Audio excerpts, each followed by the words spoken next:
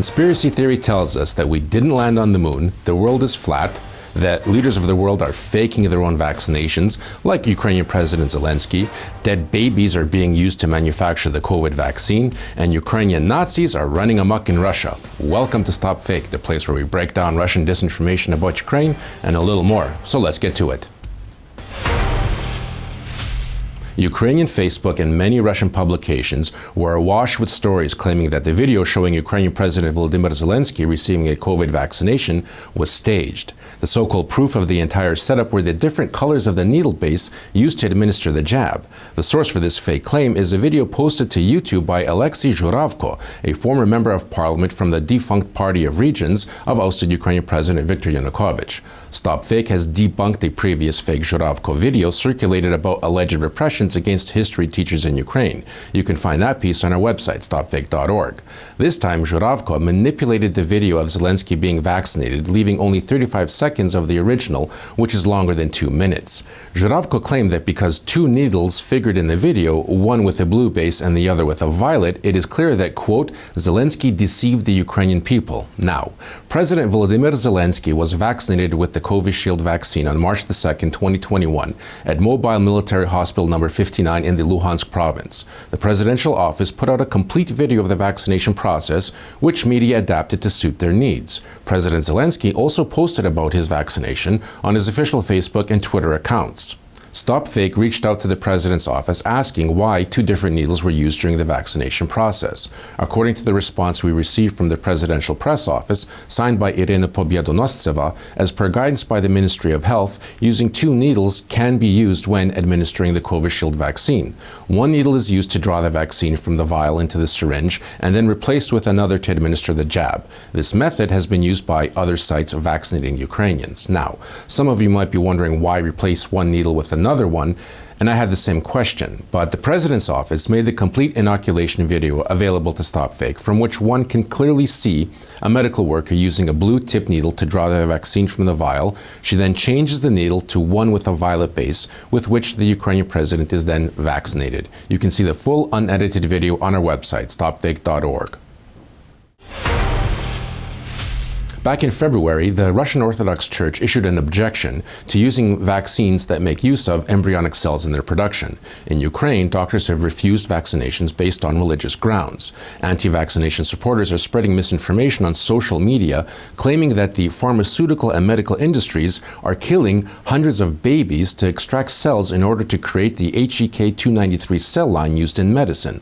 But dead babies are not being used to develop vaccines. The HEK293, that's the human embryonic kidney, HEK293 cell line, is commonly used for biopharma, basic medical research, therapeutic solutions, and vaccinations. Generated in 1973, the cell line is derived from human embryonic kidney cells and is popular in part because of their reliable growth in culture and for the propensity for transfection.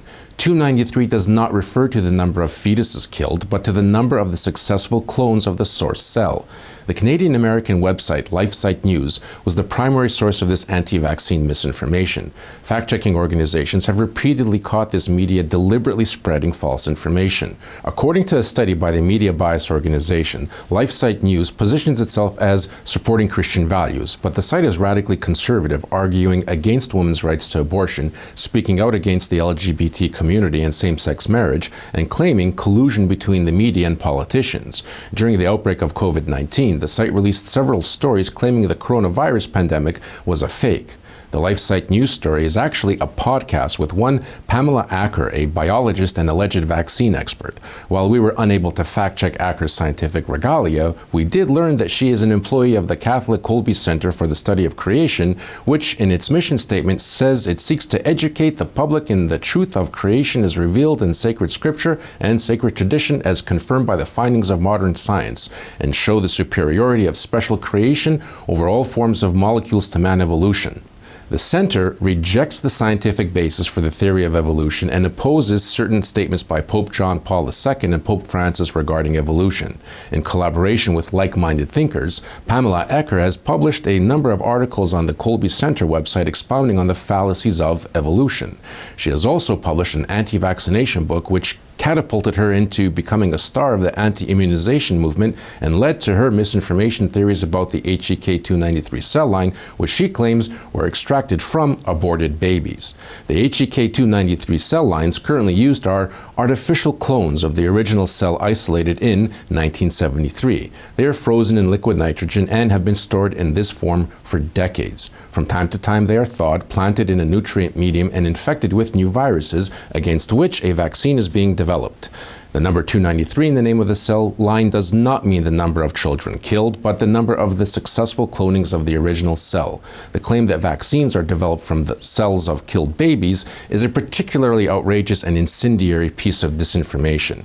Vaccines do not contain clones of embryonic cells, but rather traces of human DNA fragments in extremely low amounts, perhaps 1/1,000,000th of a gram, such as can be found in other things that surrounds us, foods such as potatoes or apples. Arguments about the unethical use of vaccines developed through the use of cell lines by believers have long been outdated.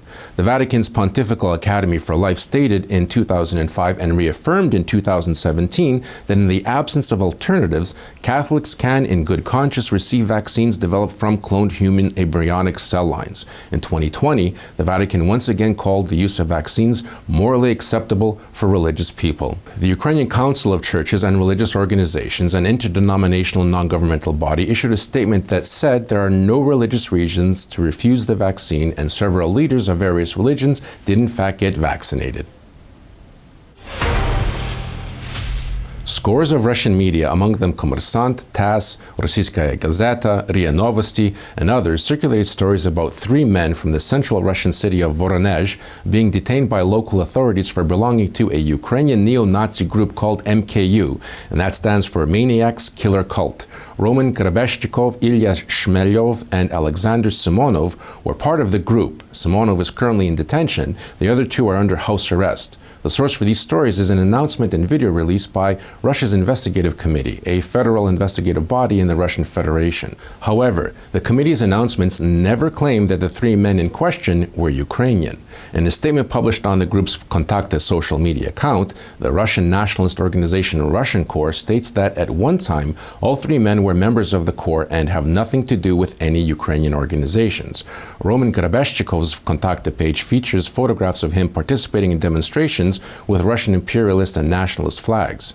In an interview with StopFake, Grebeshchikov personally rebuffed any connections with Ukraine or to Ukrainian right radical groups. Grebeshchikov said, quote, "We have nothing to do with Ukraine. I didn't even know what MKU was. Some journalists made all that up. There's nothing about Ukraine in the investigative committee records on us. All of us are guys from Voronezh. We're all Russian."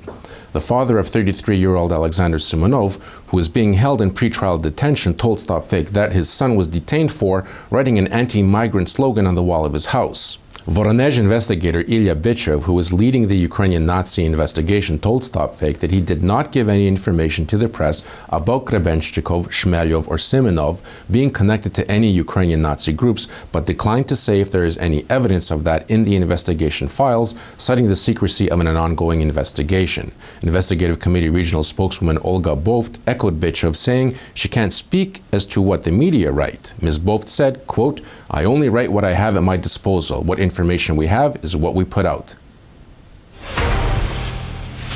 That's it for this week. Stay safe and be on the lookout for fakes. Getting vaccinated, wearing a mask, washing your hands, and social distancing will protect you from the coronavirus. But as always, critical thinking will protect you from Russian disinformation. And if you spot any disinformation about Ukraine, forward it to us for a truth autopsy. I'm Marko, Suprun, and this is StopFake. Thanks for watching.